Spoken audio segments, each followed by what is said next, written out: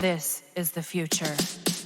Hello, I'm Edwin Rydberg, and you're listening to the Alternate Futures Podcast, where we chat with indie science fiction creators about their work, the world, and anything else in between.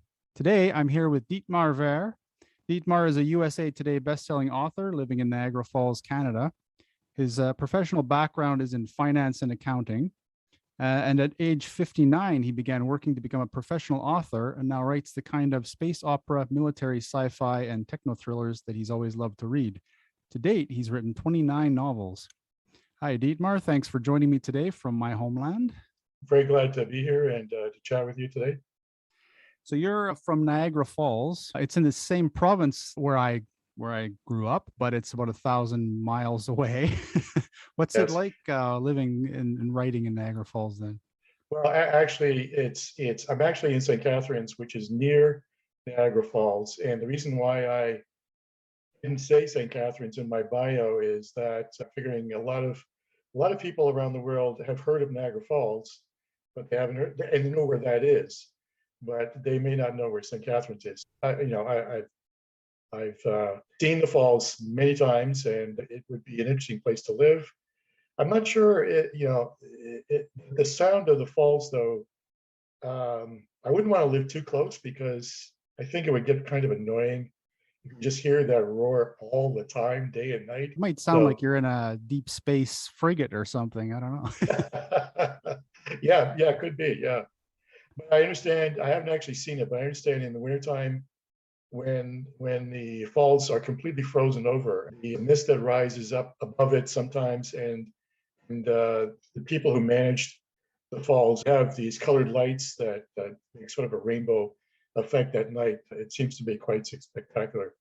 Yeah. We were there in 2017 for my parents' 50th anniversary. It was quite nice, yeah. Especially at night, the lights in the falls are amazing. Yeah. So you started writing at 59. It's a little late, but it definitely gives me hope because I'm getting close to that. So what initiated that sort of career change? Because you come from finance and accounting, which is not what you usually think of as a gateway into science fiction.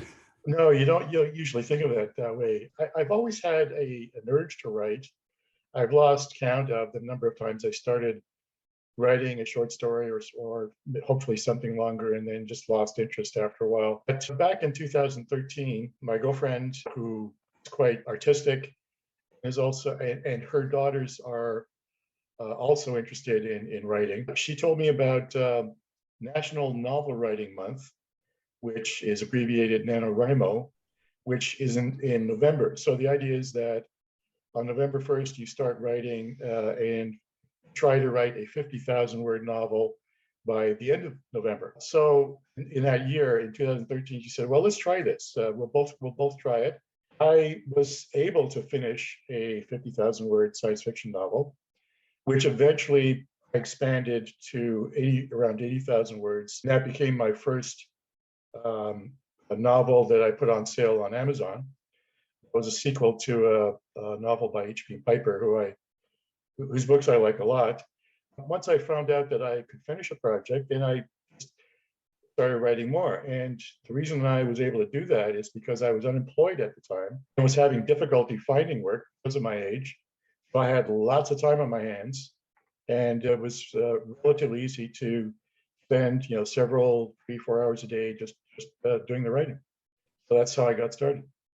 Then you just snowballed that into 29 novels in 8 years, basically.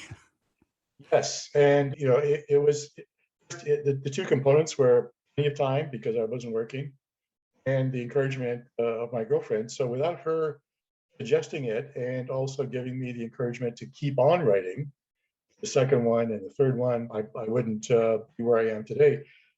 I didn't start making any kind of serious money until my fifth novel. So for someone who is starting out now, who maybe has a full-time job and they think they'd like to write a novel, it's going to be really tough for them just to maintain the momentum until they actually get finished. And there's no guarantee the first novel will sell. And a lot of people just give up after writing one novel. It doesn't sell very well. Well, I guess I'm not a very good writer. I won't bother trying again. But if people keep on trying, I think that a lot of them will will eventually find some success. The NaNoWriMo was where I got started as well in my sort of career change, I suppose, directional change back in actually 2006, I think it was. But then I didn't write continuously after that. I finished 3 manuscripts, kind of put them in the drawer, started showing them to writing groups, but didn't do a lot of writing. And I switched into publishing, actually. I started publishing anthologies of other people's fiction, went into digital artwork for 5 or 6 years. So quite a direction shift. But you seem to have really continued the momentum of NaNoWriMo. I mean, you're writing 10,000 words a week, which is pretty close to the pace of NaNoWriMo still. Pretty close, yeah. It's, I mean, if I didn't take a day off after writing 10,000 words, I probably could write 50,000 words a month. But for those short periods of time when I really pushed myself, and wrote 2,000, 3,000 words a day for 2 or 3 days, I was just exhausted after that. I ended up needing to take a couple of days off. And then by the time I felt the urge to write again, and I looked back and figured out what I was doing on an average daily basis, it was about the same as 10,000 words a week. So that's a pace that I can sustain, and that seems to work for me. Oh, that's pretty awesome. I definitely need to get up to that pace. So on your indie book showcase author insights, you mentioned that, you mentioned just now that you didn't make any significant income until your 5th book, basically. And so now you actually make a living from writing after 29 books. Yes. Is that so? So when did you first sort of see that as something that was viable? Sort of how many books did you get in? Was it after the 5th book, or did it take a few more? Yeah. After the 5th book, see, at the time, my son and I were living with my mother for financial reasons. And I was eager to be able to afford to move out into my own place. And so when I wrote the 5th book and published it on Amazon, the 5th book was actually the 2nd book in an original series, the Synchronicity War series. And the 1st book in that series, I was selling maybe 10 copies a day, which was an improvement on the first 3 books, but it wasn't enough to live on or to basically move out into my own place. But the 2nd book, when it was published, sales just took off for both the 1st and 2nd book. And I remember, because Amazon allows you to see sales as they happen, even though you don't actually get the money until 2 months later, I knew that I could expect to receive a substantial check, within a couple of months. And so when I did receive it, by then I realized that sales were continuing to do pretty well, and that I was going to keep on getting some pretty good checks. And I thought, you know what, I think I can keep on doing this and make a living. So I my mother the good news that my son and I were moving out. And then 2014 was good. I started in 2013. 2014 was good. 2015 was even better, and that was my best year. And things have deteriorated, in terms of dollar earned since then. The trend has been downward, not because I'm not writing. I'm actually writing more than I was before. I think the reasons that I see that make sense to me are that there's a lot more people who are also writing the same kind of thing. So readers now have a much bigger choice in terms of books. So the pie may be getting bigger, but it's being sliced into more pieces. So each piece is actually smaller. The other thing is that Amazon is promoting their Kindle Unlimited program, where you pay, I think it's $10 a month, and you can read as much as you want.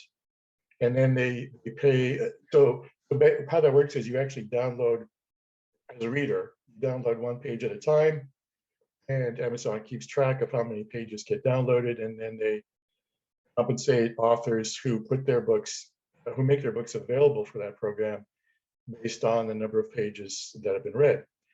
Works out to roughly half of what I was getting when readers were actually buying a copy of my books. So from that point of view, it's less lucrative for me. But because so many people are now using that program, the number of actual sales, direct sales, has dropped tremendously. I would say like 95% drop in direct sales.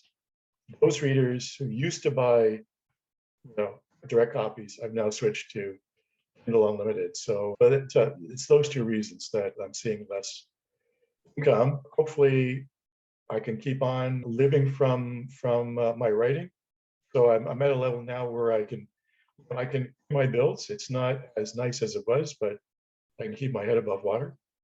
Well, so that is quite a significant decrease then. So do you feel that then that you're almost forced to become somewhat exclusive to Amazon through the Kindle Unlimited program then? Or at least with certain series? So that's an interesting question that I'm always asking myself. For a long time, I was exclusive to Amazon, and then before I realized the trend with Kindle Unlimited, I thought, okay, I'm going to gradually migrate non-exclusive listing on Amazon so that I can also take advantage of other sites like iTunes and Barnes and Noble.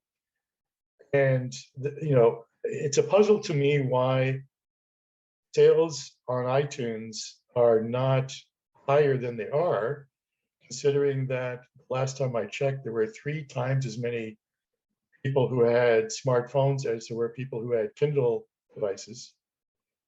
So I don't know if it's because Apple is just not promoting ebooks the way Amazon is, or maybe their site is just not organized so that people could find my books more easily.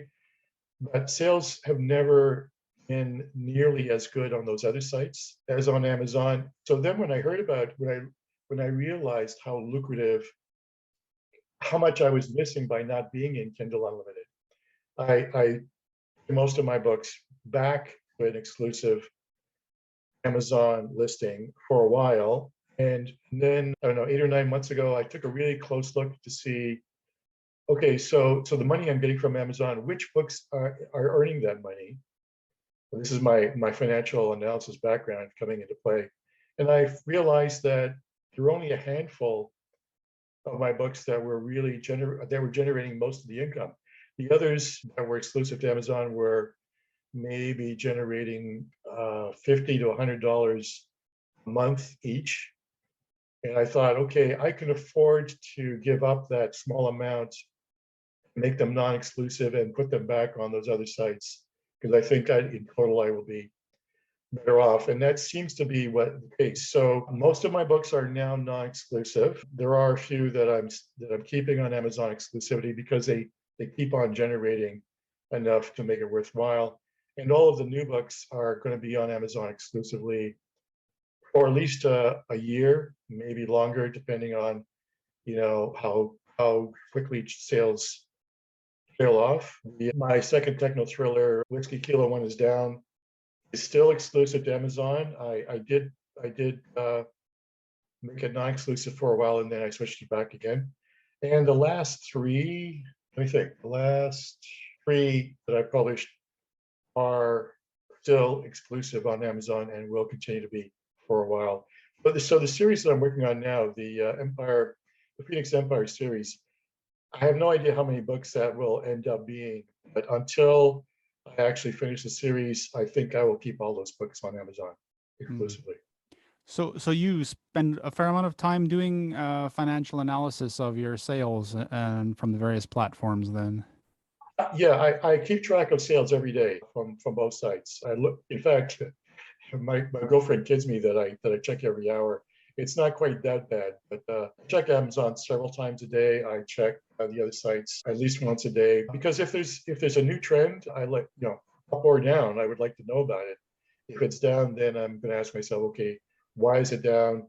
Is there something I can do about it? If so, what should I be doing? I know a lot of authors, they don't check daily or even weekly. They just look at their, how much did I get last month from Amazon? Is it up? Is it down? Okay. It's hard for me to sort of, not take advantage of my financial background to see what's going on a regular basis. It's just an instinct that I've come to rely on. Yeah, that's awesome. I do suspect that most of the authors who treat it as a serious business do check quite regularly. So I don't think you're doing anything excessive in that case. Yeah. So you've also in your bio it says you're a USA Today best-selling author. So how did that come about then? Yeah, I'm stretching a point there. First book of my Synchronicity War series was part of a box set of, I think, 9 or 10 other novels by other authors that the box set made it to USA Today best-selling list for 1 week. I think it was for at least 1 week, maybe two. So all of us who were participating in that box set, we now say, oh, we're USA Today best-selling authors. But if you look for if the book that I claim was the bestseller, if you look for it on those lists, you won't see it because it was part of a box set that had a completely different title. So it's a bit of a stretch. No, not that I'm not much. the only one making that claim. Oh, you got to use what you got. No, I mean, Absolutely, yeah. So you did comment again on the Indie Book Showcase Author Insights. You did mention a little bit about your, I suppose, sadness over the lack of indie author recognition, suggesting even perhaps we need our own Hugo Awards. Well, it would be nice if an indie author was nominated for those kinds of awards, and maybe they have been. I don't know, but it doesn't seem.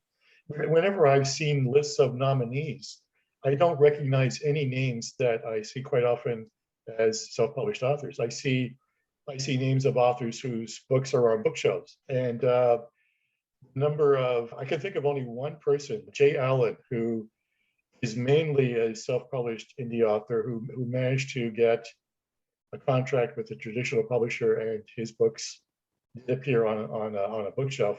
As far as I know, none of the others have managed to do that.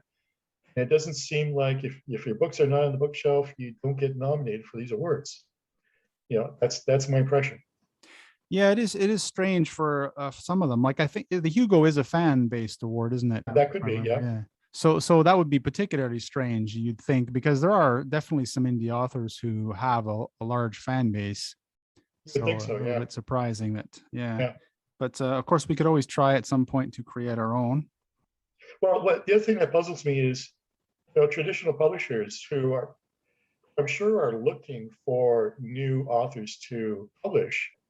And maybe they're doing this, I don't know, but it doesn't seem like they're doing this. Are they looking at, the Amazon seller list for science fiction and saying, okay, this guy's been at the top of the list for X number of weeks. Hey, maybe we should contact him and see if he would like us to publish a hardcover version. If they're doing that, it's news to me. But I don't understand why they're not doing that. Yeah, although I wonder if the some of the biggest selling authors would not give up the extra income, because you're going to have to sort of take a pay cut almost, unless the traditional company can guarantee a wider distribution and bring bigger sales. That's the interesting thing that Jay Allen told me when I conversed with him in email about his experience. And he said that, while it's nice to see your books on the bookshelf, he was not making, I'm trying to remember how he phrased it. The impression I got was that he feels like he's making just about the same amount overall from those particular books, now they're on the bookshelf as before when they were not, because an electronic copy would pay him 70% of the sale price, whereas a $13.99 paperback, he would earn the same dollar amount from that as he would from a $2.99 electronic book copy. Yeah, you take a huge pay cut, don't you? You get like something like 10 to 15% versus, like you said, 70%. Yeah, exactly. Yeah. So I was going to move on to some of your books now. Sure. Since we've talked about other things. So I wanted to start with your Techno Thrillers, and we can move into the space ones because you have a lot of space ones. So you've listed 2 Techno Thrillers. Whiskey Kilo 1 is down, and then The Hunt for Seawolf. I was wondering, well, first of all, I was wondering if they both were inspired by something similar, just from reading the synopsis. Well, the Hunt for Seawolf 4 arose from a question that I had when I learned the fact that I think most people don't know about, which is that when President Eisenhower decided to send a nuclear submarine up to the North Pole as a way of deflecting criticism of his administration as a result of the Russians launching Sputnik into orbit. What I didn't realize is that he didn't just send one submarine up, he sent 2. He sent the Nautilus from the Pacific and its sister ship, the USS Skate, from the Atlantic at about the same time. And when I learned that, I remember thinking, Now, why would he send two? Is it because he thought, sending one wasn't reliable? Like with the technology not reliable enough to send one, and the second one might be needed to rescue it? Or the thought occurred to me, were they sending two because they were looking for something under the ice? And that was an intriguing idea, and it just sort of percolated in my mind for a while. And then I started noticing that if I took the basic premise was that they were actually looking for something, I was then able to come up with ideas for, well, okay, if they're looking for another submarine that was a threat, maybe isn't Russian, who could it be? Could it be, leftover Nazis from World War II who are trying to get back at the US? And then that opened up a whole bunch of other interesting sort of questions about things that had happened during the late 40s and early 50s that I thought, well, this particular event, the Americans say that it happened this way, but like Roswell, for example, okay, the Americans say that, oh, it's just a weather balloon. Well, maybe it's something else having to do with the World War II Nazis. And there were a couple of other real world events that they had just enough ambiguity and strangeness to them that I thought I could incorporate these into a larger story arc. So that's where Seawolf 4 came from. Whiskey Kilo 1 is down, came from a very mysterious satellite called the Black Knight that was noticed in the late 50s, 1950, no, actually early 50s, before Sputnik. It was years before Sputnik. People were seeing it in telescopes, US radars were detecting it. Everybody was scratching their head saying, what is this thing that's orbiting the Earth in a polar orbit, which was itself highly unusual.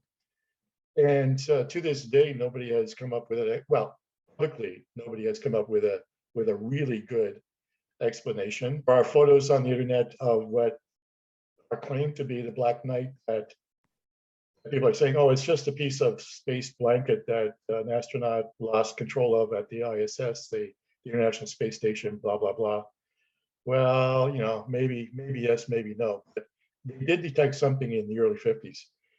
So the far out possibility is that it's an alien satellite. And if I take that as my basic premise and say, okay, why would an alien satellite be orbiting the Earth? And what are the U.S. military and maybe another country's military doing about it? That's where that book came from. Yeah, that was interesting. That's the first I heard of that satellite, but I saw your historical fact in the description of Whiskey Kilo 1 is down. And so I did a little of looking into that. It's interesting that when I just Googled it quickly, there's a Popular Mechanics article discussing it, like you said, with the claim of the solar blanket. But if, of course, they observed it back in the 50s, that wouldn't be a very fitting explanation. Well, it would serve to explain the photo, which supposedly was taken by the space shuttle. Right. The question is that really the Black Knight satellite, or is it something else? But yeah, there's definitely was something orbiting the Earth back then. Yeah. Yeah, one more mystery, isn't it? I'll have to add that into my conspiracy story I'm writing. So I had wondered whether the same satellite was an inspiration for both stories, because you also had the neo-Nazis in the Hunt for Seawolf 4 wanting to drop a nuke from orbit or something that they put up there. Yes, so. Right, and yes, you're right. So the Black Knight satellite is common to both stories in different ways. It wasn't the inspiration for Seawolf 4, but I did incorporate it because it just seemed made to order. If the Nazi rocket scientists were working on a rocket that could reach North America, if they did have, the Nazis did have atomic bombs, and some people think they did, well, it's not a big stretch to put the two together and put something in orbit. Yeah, I mean, I'm not sure how far you went down the conspiracy rabbit hole in your stories, but in the one I was putting together is weird because I knew I was creating it from aspects of other conspiracies, and yet it begins to feel very plausible. The information starts to really fit together, and you start. Well, I started like you were just wondering, my own conspiracies might be true.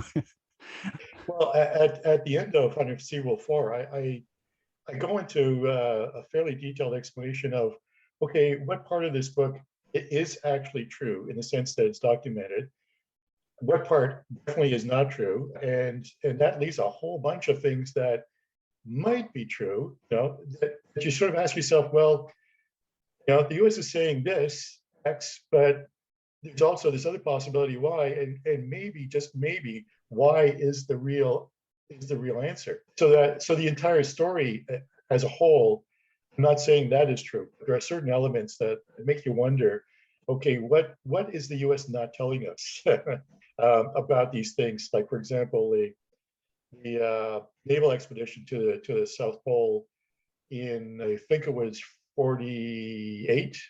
I'm not sure the year, late 40s. There was actually a documentary that was made of that expedition, and they mention the plane crash and they mention the search for the survivors, and then all of a sudden, okay, we have to leave. We have to pack up and go because winter in the southern hemisphere is coming. Well, if you look at the actual date of when they made that decision, that was in January, which is equivalent to July. So it's like them saying, visiting the North Pole and saying in July, okay, we have to go home now because winter's coming. It's a bit of a stretch, So there are lots of people who think there's something else happened that was not in the documentary that made them leave very far earlier than they had originally planned. And what happened to Admiral Byrd when he was going to give a speech at the National Geographic Society? He missed the speech and they found his body later, I think, in an empty warehouse. That just sounds very strange. It just makes you wonder what is going on. Well, we've I mean lived through the last couple of years of an example of how governments try to cover up stuff, don't we? Absolutely, That's yeah. not even conspiracy anymore. So you have a lot of space here. Am I right in thinking that most of your novels are based in space? Yes. So how many series would you say you have right now? Well, I can actually count them. Let's see. Synchronicity War, System States Rebellion, Glory Game, the Sword World's Odyssey, the Empire series, and I'm sure there's another one. That's 5, plus the one I'm working on now is 6, at least 6, maybe 7 series. That's a lot of series. Yeah, I'm sure I'm missing at least one other one. So I was just going to start with the Glory Game for discussion, but just before that, you prefer do you prefer to write standalone or series? You've mentioned previously that you prefer series for financial reasons, but if you didn't have those considerations, would you prefer standalones or would you still write series? It depends on the story idea. There are some story ideas, like, for example, The Last Valkyrie and The Return of Star Raiders, even though I left a few loose ends just in case I decided to write sequels to them, as I was writing them, I'm thinking, okay, the idea in my head, I can write it in one book, and to a point where the story comes to a natural conclusion, kind of thing. When I was writing the Synchronicity War series, without me intending to do that, it just seemed to just go on and on and on. I just never got to a point where I felt like, okay, this is the end, until I had finished the 4th book. In fact, the first book didn't want to stop. It was like, okay, I'm in the middle of a battle here, but I've written 80,000 words, and I'm really anxious to get this published. So maybe I'll just leave. I thought I was doing the smart thing of leaving it as a cliffhanger ending. And then after I published it, somebody posted a review saying, I hate cliffhanger endings, and that's why I'm only giving your book 2 stars or 3 stars. And I thought, okay, I better not do that anymore. Yeah, well, maybe we should go into Synchronicity War then, because that was my next one anyway. I just finished it actually on audiobook, and I have to admit that I loved it, but I had a similar response to the cliffhanger. Yeah. So now to make sure people are not surprised by the ending, I think in my description of the ebook, I do say that be aware that this has a cliffhanger ending. Yeah, it is a really good book, and the audiobook is amazing. It's very well read.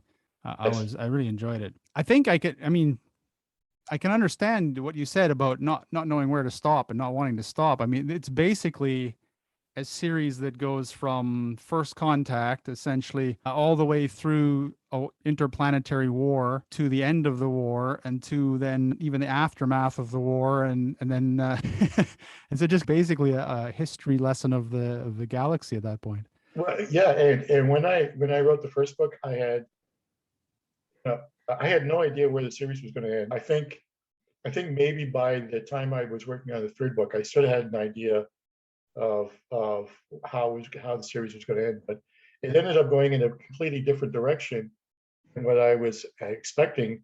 And that I found that with my other series as well. It's like you maybe some authors can plot out the whole thing in advance. I tried that, and very quickly came to or experienced a point where the story just seemed to want to go in a different direction, and from where I had originally planned it. And now I feel like, okay, I'll go where the story takes me, wherever that happens to be. If I don't like where it's going, well, I can always go back and and rewrite it. But quite often, I would say 9 times out of 10, I do like where the story takes me. So yeah, it seems to work for me. Yeah, I mean, there's so much in it. I mean, even though it's told primarily from a single point of view, there's just so much in the story and in the entire thing. I mean, just plug you if there's anyone from Amazon or Netflix listening. I mean, there's so much content here for possible stories. You They know, should definitely pick yeah, it up. I keep waiting to get a phone call from a very well-known producer say, we would love to turn your series into a movie or a series, streaming series, but hasn't happened so far. I keep hoping. Yeah, well, one of the great things potentially for other stories around it as well is because it's primarily one point of view. You can imagine a lot of the other characters that come into the story. You could imagine stories set in their point of views. It would be quite interesting as well to see sort of other aspects of the war. Well, there are two books there are not all Synchronicity War books, but they're actually sequels. So Retro War and Valkyrie's War are really Synchronicity War Part 4, Part 5, and 6. They're just not called that. They take place after the series. Well, Retro War takes place after and during because it involves time travel. Valkyrie's War actually takes place sort of like almost like a prequel, and it's from the point of view mainly of two of the artificial intelligences, Casanova and oh god, I can't even remember now. Valkyrie, I think you were saying. Valkyrie, yes, yes. How could I forget that? And they became very comfortable characters to write about, along with Iceman, who I think is introduced in the first book. He it plays a much bigger role in the rest of the series.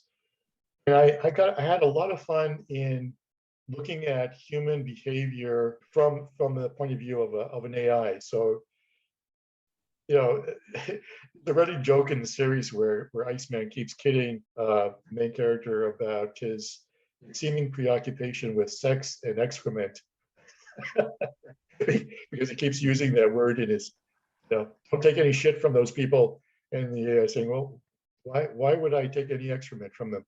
It's, yeah, I got a big chuckle, and a lot of some of the people posting reviews, they also said they both laughed and cried when they read that series. So that was very emotionally satisfying for me to hear that. That's how I felt when I wrote it. I remember very close to me, there's a Starbucks, and they used to be open all night. And I used to go there at midnight because there was hardly anybody there in terms of customers. So it was nice and quiet. I would write for a while. And I remember one time I wrote a very sad scene. I'm trying to remember if it was, I'm not sure which scene it was, but I remember by the time I finished it, I thought, okay, I'm going to go to the counter and get myself a coffee. I had tears running down my face, and the barista behind the counter said, "Are you okay?" And I said, "Yeah, I'm okay. I'm a writer, and I just wrote a very sad scene, but I'm okay." So writing can be as emotional for me as it can be for some of the readers. Yeah, definitely. I mean, I will second the notion. I really enjoyed the AI characters. They're quite fun. Yeah, they're quite lovable. Yeah. So that brings me. So you have three interesting, well, more than three probably, but three interesting parts to this, which I look at as sort of alien species, AI, and time travel within the Yes, series. Each one quite interesting for fruitful discussions, perhaps. So you have an insectoid alien species, is that correct? yes. And so did you give a lot of thought? Because I mean, your book is very well thought out, I think, in terms of the way you've approached the strategies, the systems, the jump technology and what. It's I think it's really comes across as really good, really impressive. And did you put a lot of thought into also the alien species, for example? Because we don't see much of them early on in the series, I think. No, we don't. And again, when I was writing the first book, I don't think I don't remember thinking, okay, there's going to be an alien series, an alien threat later on in the series. The story just hadn't sort of gone in that direction. But when I came up with that idea, and the idea was, okay, so there, make the threat credible. It seemed like the alien species had to be this kind of irresistible force that just keeps on coming and is moving through space, as opposed to originating in maybe one area and dominating that local area. What inspired me to come up with the insectoid threat is a movie whose title I don't remember now, but it was with Charlton Heston. It was made, I think, in the 50s because it's black and white. It was based on a short story that I read in high school, where he's a plantation owner in South America, and the plantation is being overrun by army ants. And they just keep, this massive marching, millions and millions of army ants just running from one point to another, eating everything in their path, regardless of how big it is. And that kind of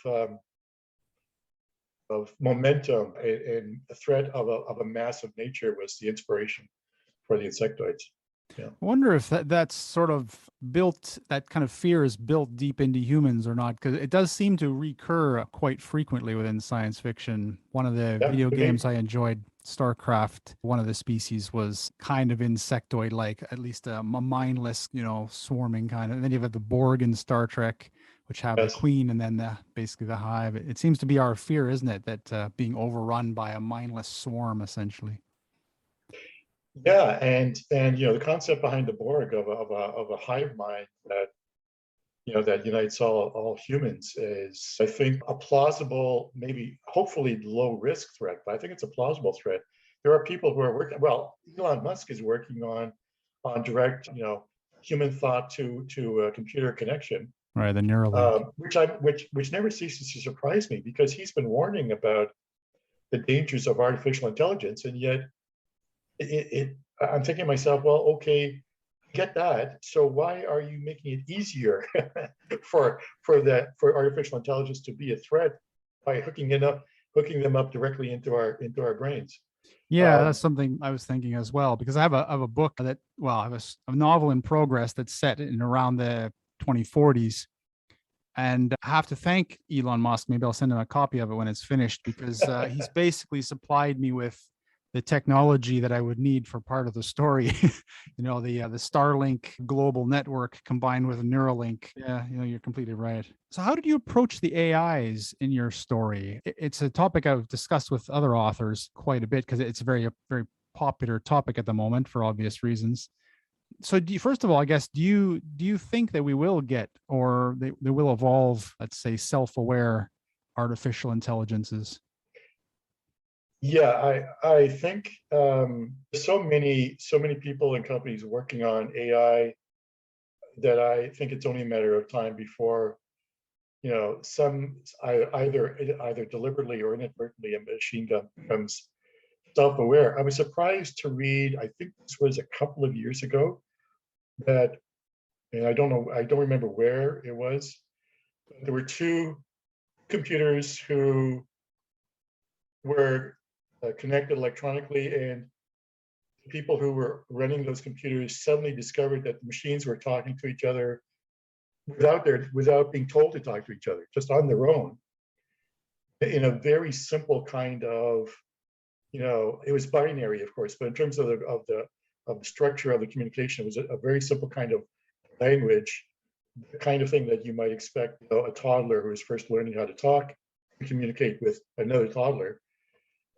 But the fact that the machines were doing it on their own initiative was just mind-boggling to me. It's like, wow, it sounds like there is some level of self-awareness already in machines that aren't even designed to be artificially intelligent. And there are people who suspect that because of the networks, the worldwide computer networks, all connected by satellites, that some kind of self-aware network might actually already be in existence. So, the flash stock market crashes that seem to happen every once in a while, where prices just go crazy for a very short period of time, minutes or less than an hour, but in some cases just minutes. People are scratching their heads and are thinking, well, is this new intelligence testing its ability to see what happens if it can do this kind of thing? Or is it, is it another nation using cyber warfare, which also could be a possibility, but it does raise some interesting questions. So back to, do I think it will happen eventually? Yeah, I do think so. I'm very worried about that. Everybody, the people who say, don't worry, we'll make sure that AIs never get out of control. You can't be positive about that, is my opinion. It's like somebody saying back in the early 20th century, man will never fly in a heavier than air machine because, if I don't know how to do it, then nobody else can do it, kind of thing. Well, there have been enough examples where things have happened that we thought were impossible. So yeah, I think it is a real threat.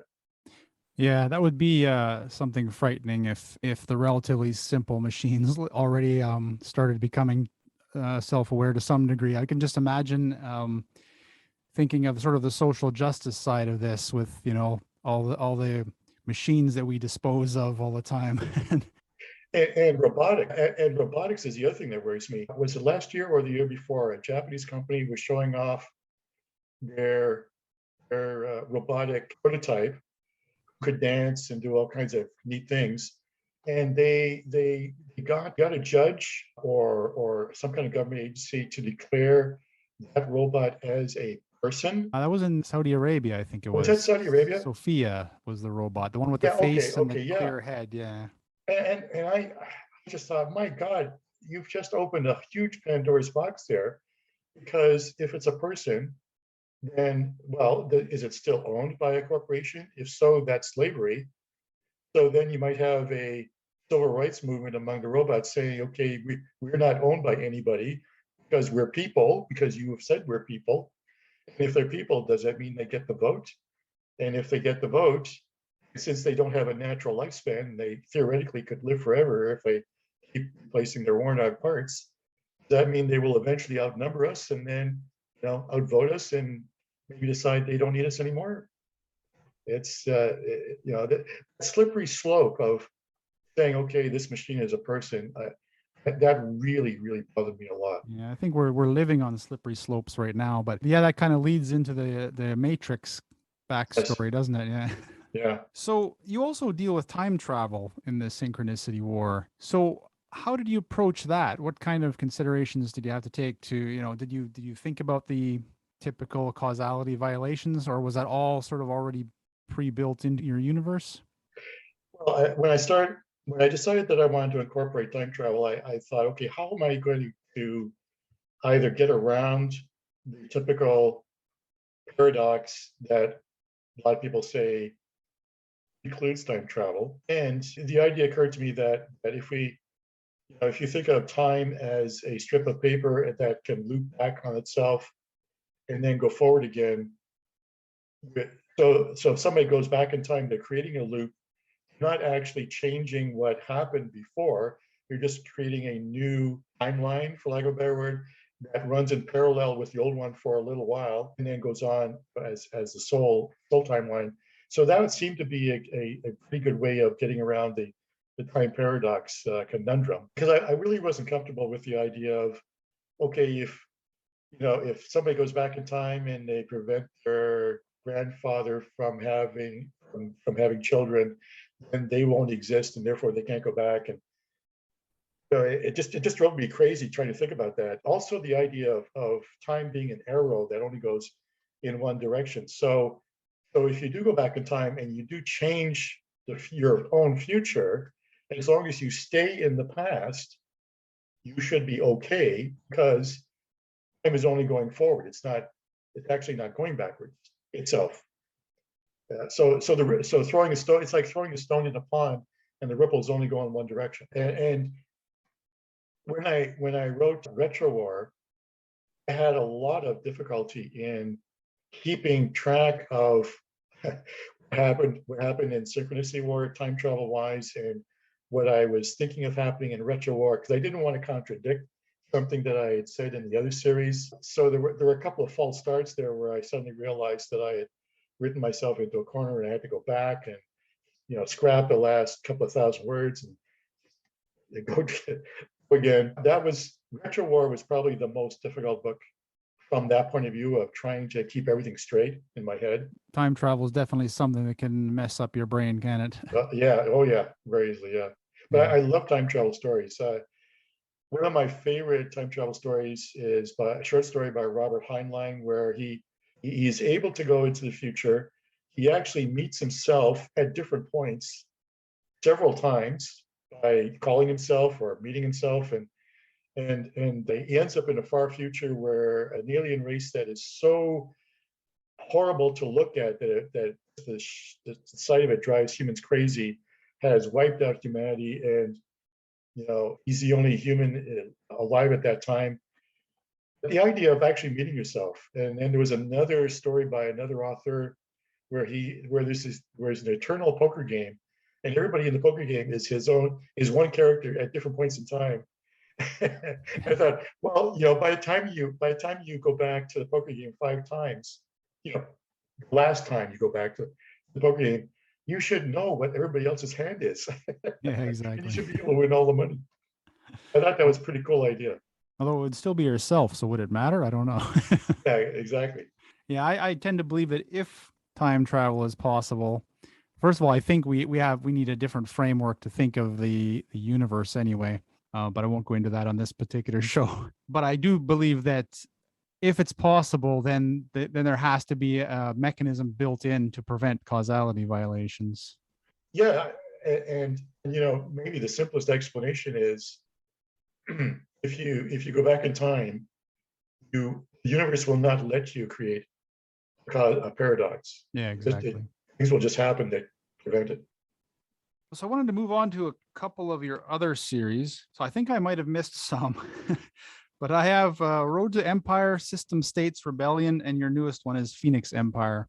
Yes. And then I think you mentioned 1 or 2 others. These 3 seem to have a little bit in common in that they at least from reading the blurbs, it seems to be that they're set at the time of a collapse of empire or a commonwealth, that kind of thing. Does that just feel natural for this type of story, or are you sort of bringing fears of the modern world into your novels and sort of extrapolating them into space? Or well, Road to Empire is the exception, but the other 2 were inspired by H.B. Piper's Future History that covers 3,000 years. He was a student of history, and a lot of his books are inspired by specific historical events. So in his Future History, he talks of the Federation lasting 800 years, and then there's the First Empire, and there's the Second Empire, and then the Third Empire. I think there might actually be 4. But the common theme is that however human society is organized, eventually it will be replaced by something else. It just gets old and rickety and collapses. And he was basing that by looking at our history, the Roman Empire and the British, and the other historical empires that do quite well for decades, maybe even a few centuries, and then they just seem to implode. So it's this theme that seems to make a common sense. I can make a good argument that the American empire is on a downward slope. They've seen their heyday. It just is looking more and more corrupt, and the disparity in the wealth gap is getting worse. Many people hate the Americans because they view them as being arrogant, do as we say, not as we do. We have the right to tell you how to run your country.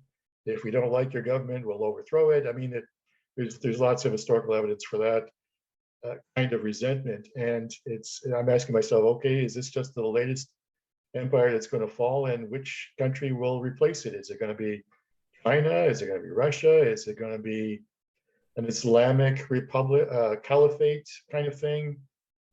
Something will replace it. I just right now I don't know what, but I'm worried that I'm going to live long enough to see that probably violent event. And I'm also a student of a theory of financial behavior called the Elliott wave theory. Have you heard of that before? No. It was named after Ralph Nelson Elliott. He lived in the first half of the 20th century. That's when he came up with the theory before computers. So all of his thoughts on stock market patterns he did by charting them one day at a time using pencil and paper. The theory basically says that mass social mood swings between extreme optimism and extreme pessimism over a period of months, years, sometimes decades.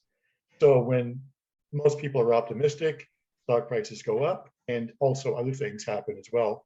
And when they're pessimistic, stock prices go down, and also other things as well, including wars.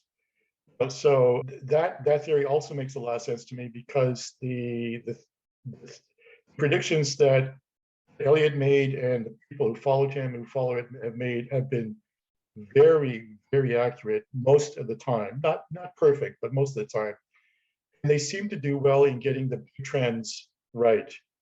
So the big trends, really big trend, which started back in 1700s. We are, if the theory is correct, we are approaching an end to that big upward trend, which means there should be a correspondingly big downward trend that will be very, very tough for humanity. But it won't be the end. The theory is saying it's not good. We're not going to blow ourselves up. We might have a war, and we might throw nukes around. But humanity will survive, and eventually there will be another upward trend later on. Yeah. That might not be until the end of this century.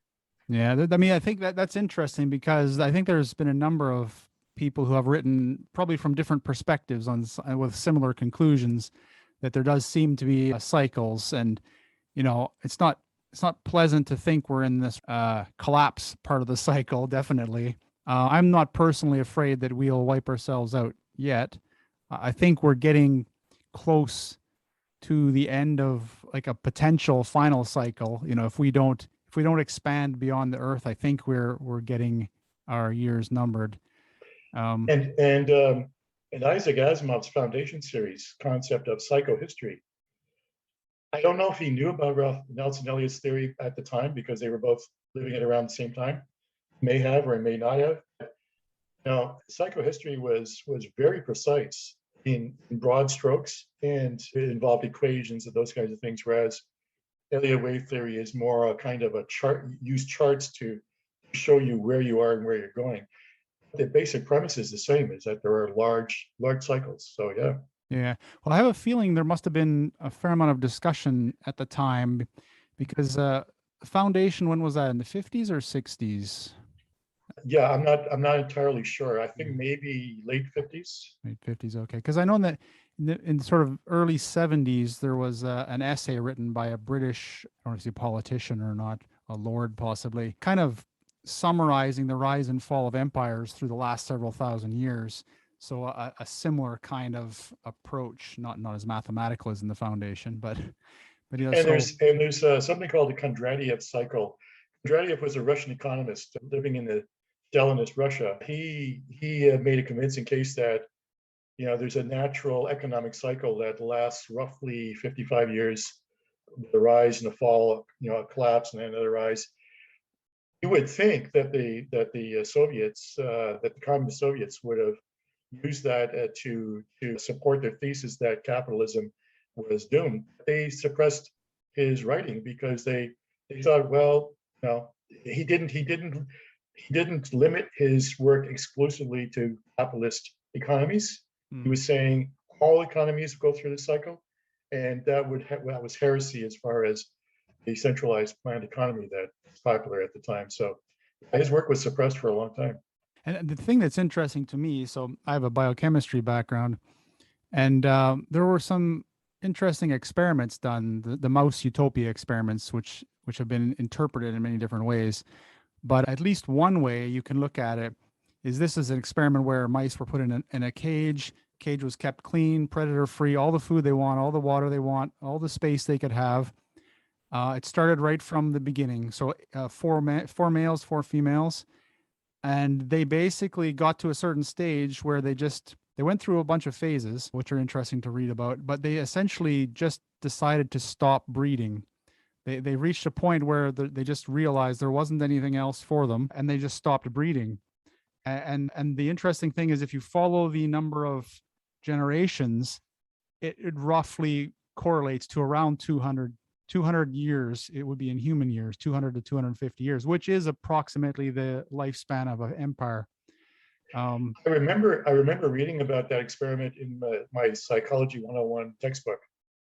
I also remember reading that they started out with heterosexual mice, and by the end of the experiment, they were seeing homosexual activity, and also, if I remember correctly, I think also aggressive activity, like some mice were attacking other mice. Yeah. So the aggressive ones started first near the end of sort of near the end of the exponential phase of growth of the population. And yeah, they started seeing them like with nipped ears and tails and stuff. And then, yeah, you're completely right. Then it sort of moved into what they called the pretty phase, I think, where the mice started grooming themselves very nicely, but had no desire to breed anymore. They wanted to look like alphas, but they didn't have any of the desire to breed like a normal alpha would. Yeah, it's quite interesting. And then the whole thing just collapsed, and they stopped breeding and died out at what would correspond to more or less 200 to 250 years. Right. Yeah. Which I find interesting, because that is about the length of a human empire on average. So that's right. That does make sense. Yeah. So it's a bit frightening that these cycles could be built into us biologically as well. Yeah, that is frightening. Yeah. But I guess we'll see. So yeah, so you have we won't discuss too much on that, because we could go on for a long time discussing these subjects. I wanted to mention just the Glory game, because it seems to me like that's a series that is somewhat different from a lot of your other ones. It feels more like it feels to me more like, from what I read, a swashbuckling space adventure kind of thing, pirates and princesses. And I was thinking sort of either a Han Solo or perhaps a Malcolm Reynolds from Firefly. I don't know if you know that character. I know who you're talking about. Yeah. Yeah. The Glory game. Yeah. So it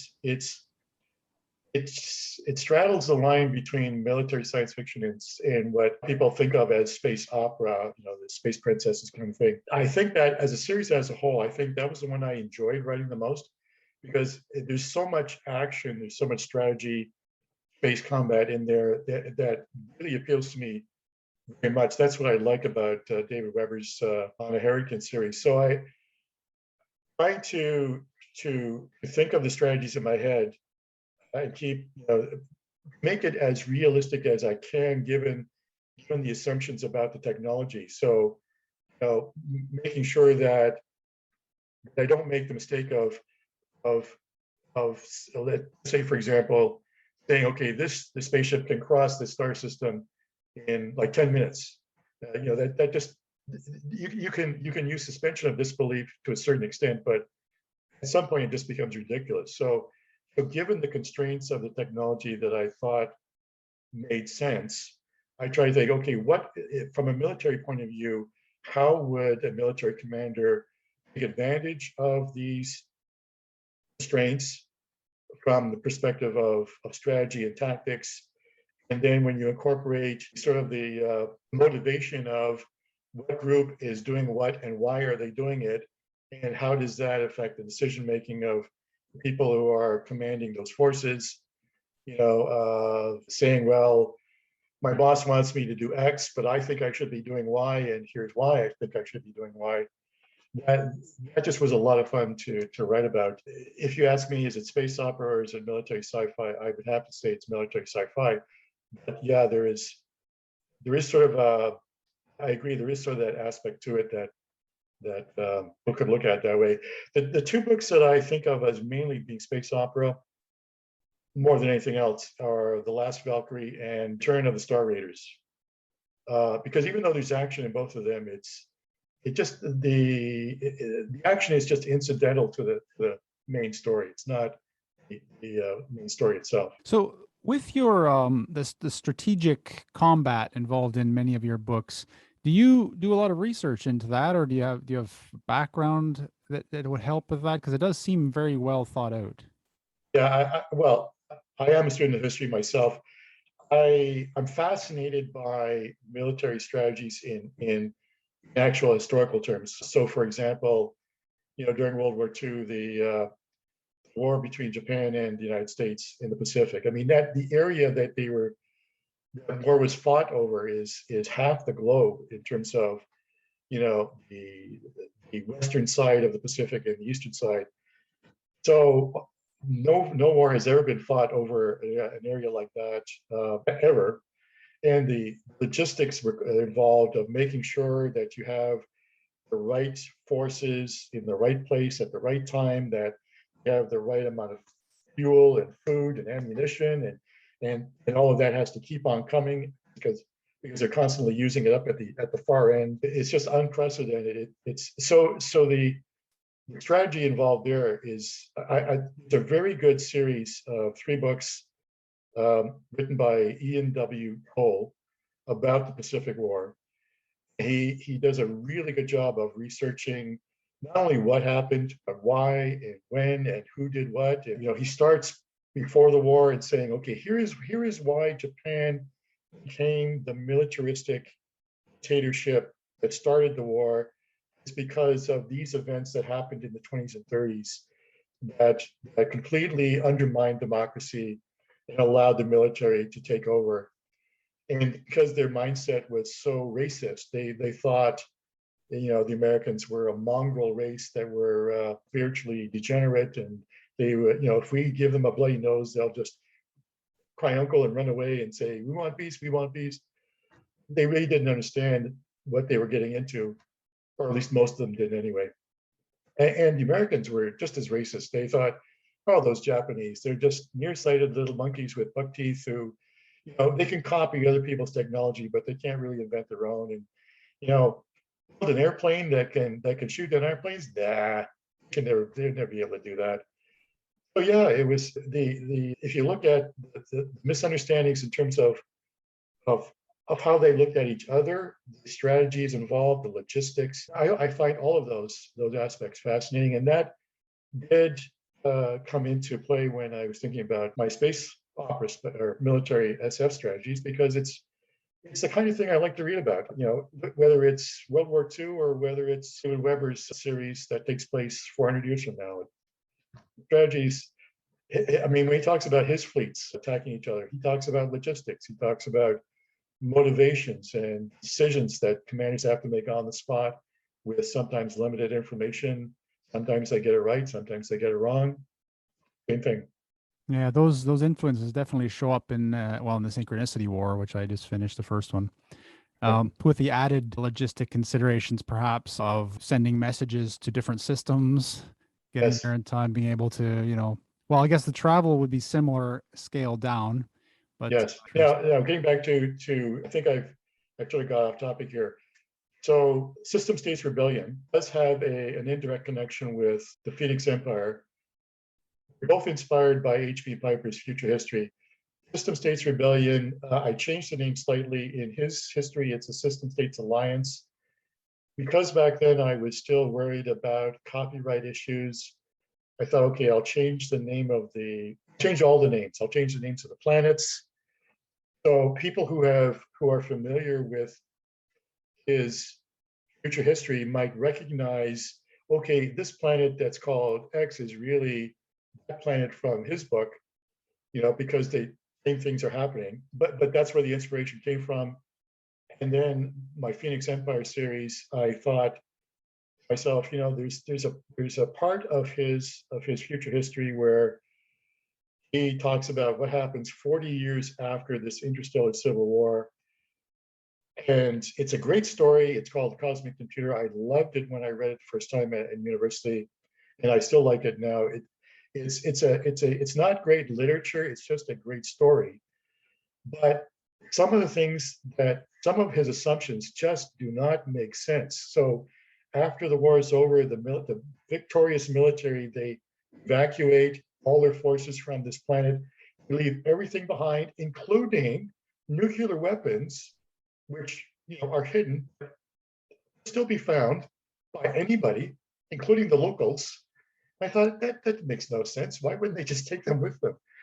So I thought, okay, what I'm going to ask myself a what if question. What if right at the end of the interstellar civil war, things had gone in a different direction that does make more sense? And that was basically how I thought of that series. Well, you might not think it made sense, but apparently the American government did because they copied it recently. Yeah, you're right. When I hear about them leaving attack helicopters behind and other vehicles, I'm thinking, okay, well, maybe they didn't have time to fly them away, but why didn't they just destroy them, prevent the enemy from using them? It would have been easy. Just throw a grenade inside. So it's almost just like they, I don't know, just gave them the keys to a shopping mart or something. Yeah. So I'd love to chat about a lot of this stuff a lot more, but our time is running on. Yes. So I had two questions I ask all my guests before we get on to the original story, right? Okay. And the first one is, which one of the many issues facing humanity at the moment would you be most inspired to base a story around? That's a very good question. My first impulse was to say pandemic, but I'm not.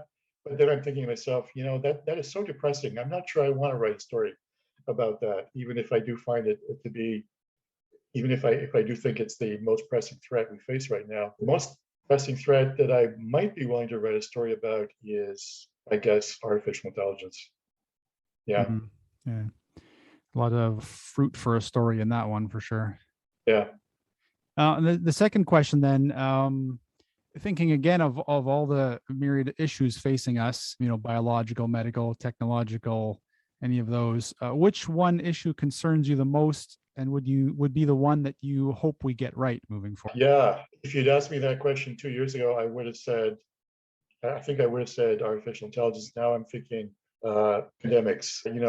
Regardless of whether the Chinese deliberately let the virus, COVID-19 leak or it was an accident, we must be looking at at the chaos it's causing around the world by now and are thinking to ourselves, you know what, this kind of thing could really help us if we're more careful about developing something that is relatively safe for us, but would be deadly for everybody else. Because for years and years, I've heard lots of speculation that, picking the genetic code could allow for engineering a gene that would only attack certain ethnic groups.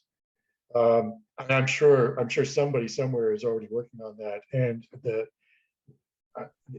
I think in terms of political systems, I think the Chinese Communist Party is a far more likely threat to world peace than the Russians ever were, because I'll just leave it at that, because otherwise we'll be talking for another hour. But it just seems like the leaders of the Chinese Communist Party are thinking the unthinkable. It's like, okay, when the virus got loose inside their country, they shut down internal flights, but they still allowed it's being for other countries. And I'm thinking to myself, yeah, so that you could spread it to everybody else, so that you wouldn't be the only country that suffered from it. Thanks a lot. Yeah. So it's just a small step from that to the next step, which is let's develop something that's safe for us, but would be deadly for everybody else. And boy, we will end up being the last man standing.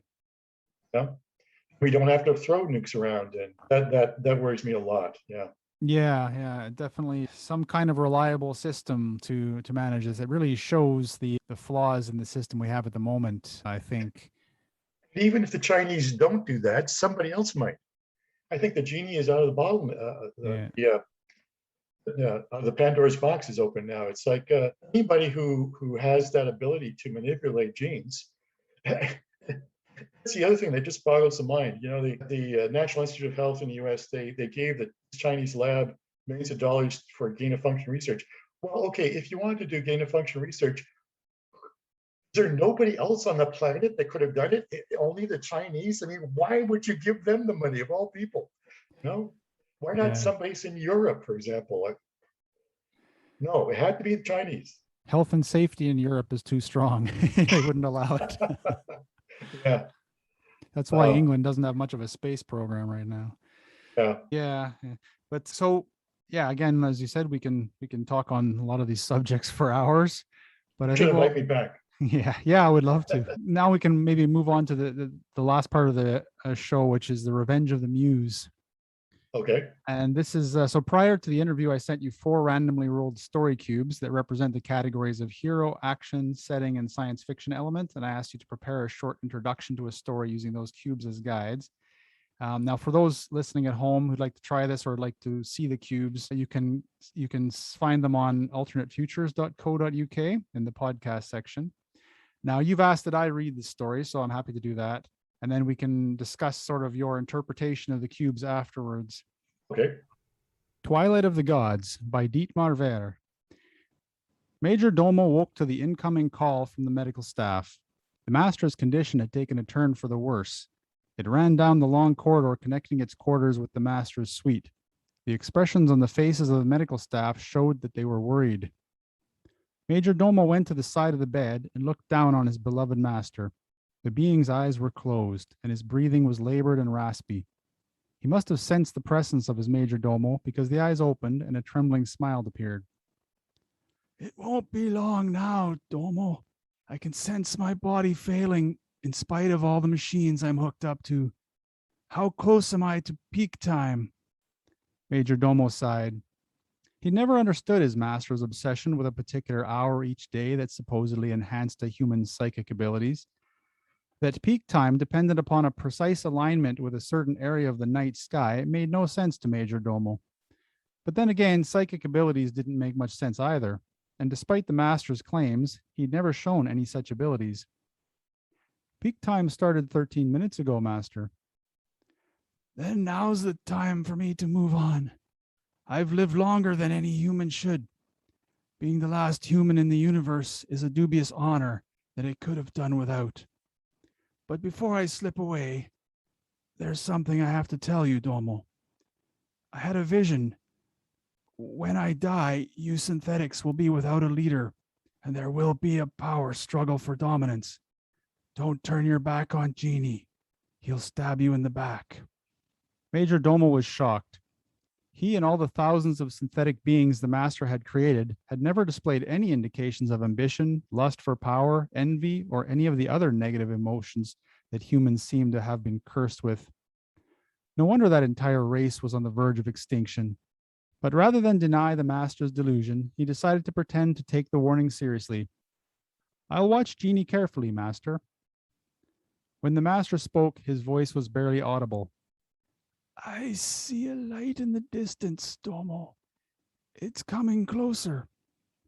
Just enough time to ask you to remember me and all the humans, and wish you good luck.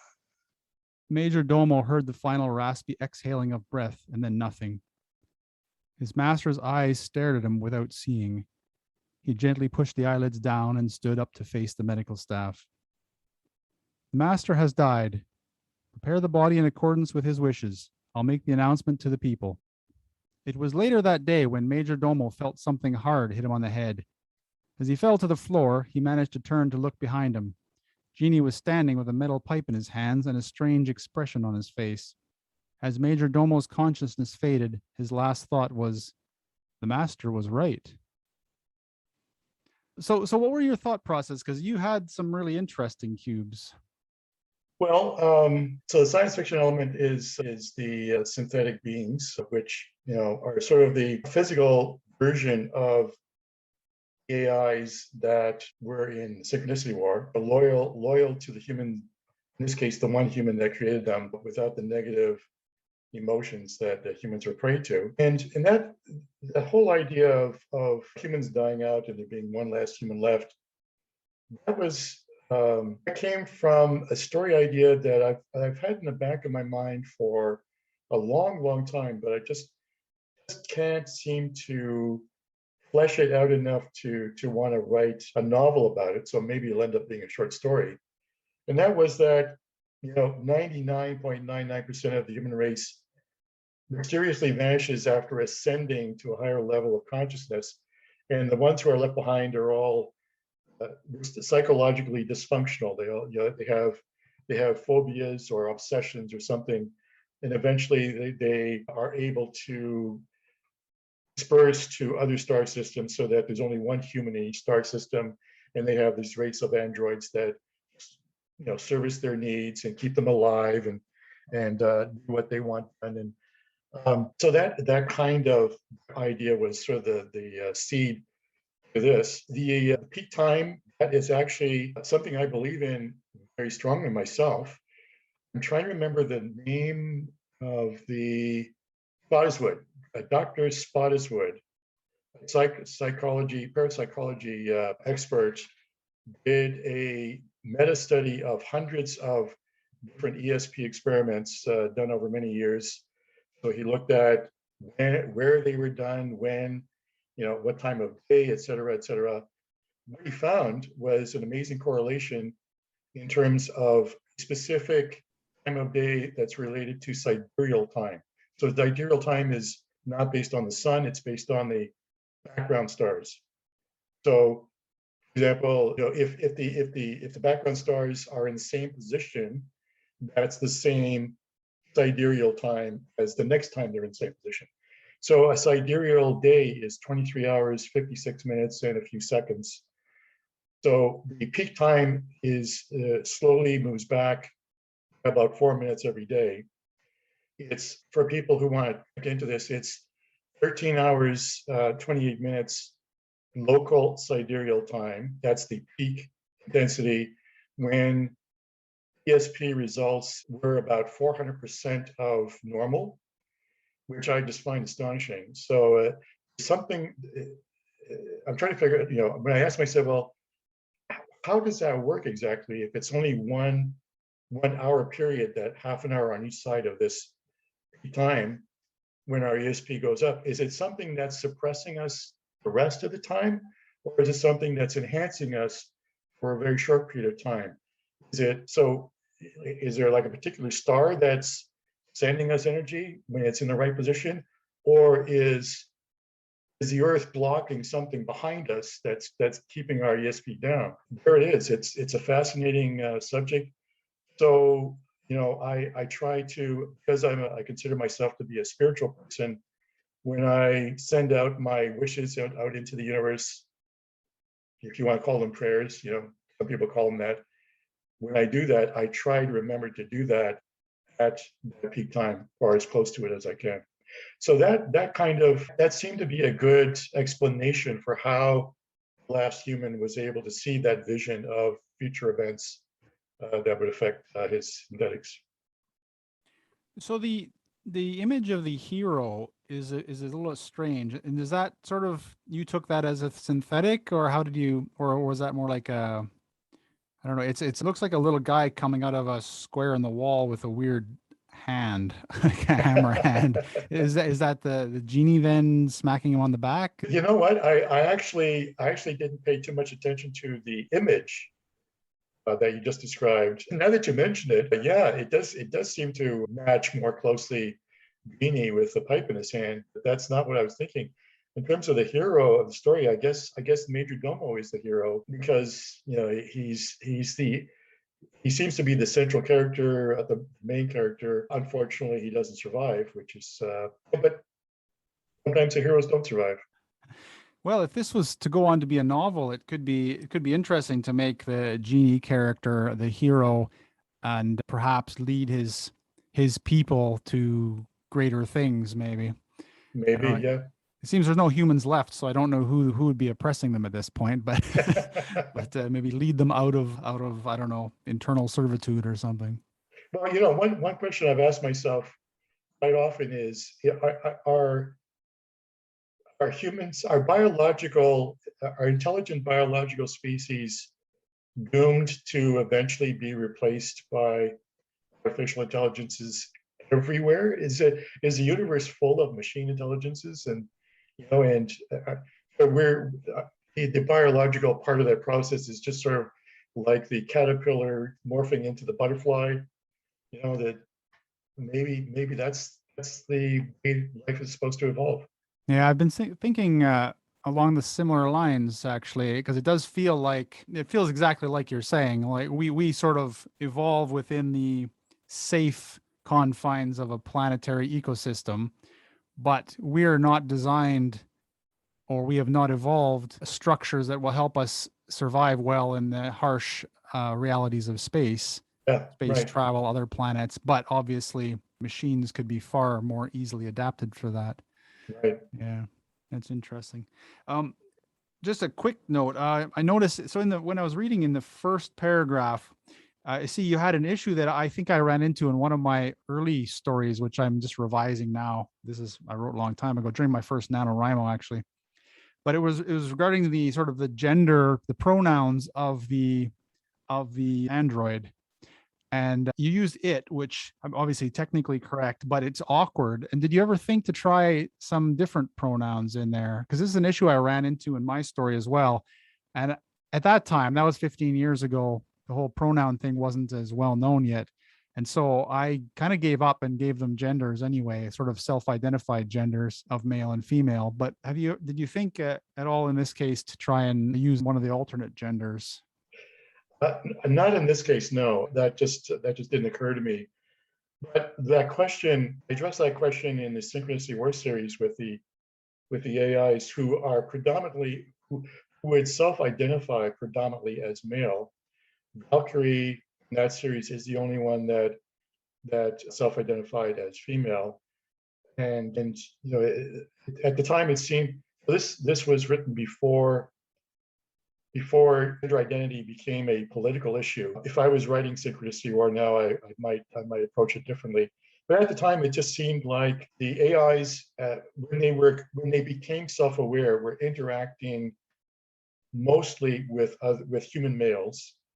So it seemed plausible that they would take on the same point of view or thinking process, however you want to describe it, as males. And then it just seemed like it would be interesting to throw in a female AI just so that she could interact with her male AIs and have some conflict, friendly conflict there, but also identify with human females, and that worked out pretty well, I think. It is when you're talking about an android, is it a he, is it a she, is it an it?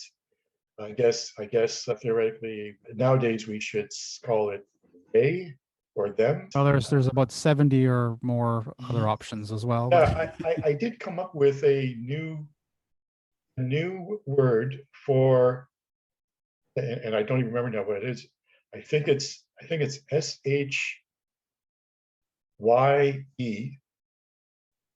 which was intended to be a pronoun for an individual of unknown gender. So it could be he, she, or it. And in my comments at the end of that book, I said, this is not a typo. I'm actually creating a new word. It hasn't taken off, I don't think, because I've never seen anybody else use it. So everyone wants their own ones, I think, these days. yeah. Yeah, I gave quite a lot of thought when I was writing that version back 15 years ago about genders and emotions in artificial intelligences, androids, etc. I do believe that there's actually valid reasons for them potentially. So it's not too far-fetched that you could have, androids that feel human in terms of their identification and in terms of their approach. I mean, you think of emotions as largely subroutines that feed you information, sort of subtle information from the environment in a way that you can react quickly and process quickly, then you can see a need for an android to have such a thing. And gender is sort of just different variations on a common structure, basically. Sure. So before we go, I just want to give you a chance to say what projects you're currently working on and then where people can find you online. Sure. So at the moment, I'm working on book number 3 of my Phoenix Empire series. It's to be titled, or is titled, Phoenix Imperiled. It has a tentative publication date of January 30th of next year, but I'm hoping to have it finished before that and available before that. All my books, links to all my books can be found on my website, which is my first initial D, last name WEHR, sfwriter.com. And you can find links to all the books there, either to Amazon or to the other sites in the case of some of the books, as well as the audiobooks that are also available as well. So book number 3 is the only project that I'm actively working on now. I keep a running log of ideas as I think of them for other stories. So I'm always adding to that list. And for the foreseeable future, I think I'm going to stay with the series until it's finished, however that is, 4 books, 5 books, maybe 10 books, who knows. If it's like And synchronicity then, war, yeah. but if I come up with a really good idea for something else, I might just take a little break and work on something else for a little while. But right now, the plan is just to work on the series. That's awesome. Dietmar Wehr, thanks very much for chatting with me tonight. It was a great pleasure. I'm so glad we did this, and I really enjoyed talking with you. Thank you, And Ed. hopefully we can chat again sometime soon. I would love to do that. Thank you for listening. Transcripts of this and all episodes are available at alternatefutures.co.uk, as are the StoryCube images and original story openings written by my guests. If you've enjoyed this, why not share it with friends and other sci-fi fans you know? If there are any indie sci-fi creators you'd like to see featured, send me a message at podcast@alternatefutures.co.uk. Finally, if you'd like to support this podcast financially, you can do so on Subscribestar. Just search for Alternate Futures. There you can find extra discussions and information that hasn't made it into the final edit. And thank you once again for listening. I hope you'll join us on the next episode. This is the future. Human error.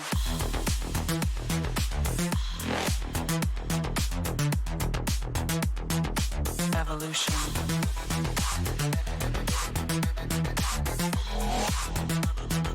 This is the future.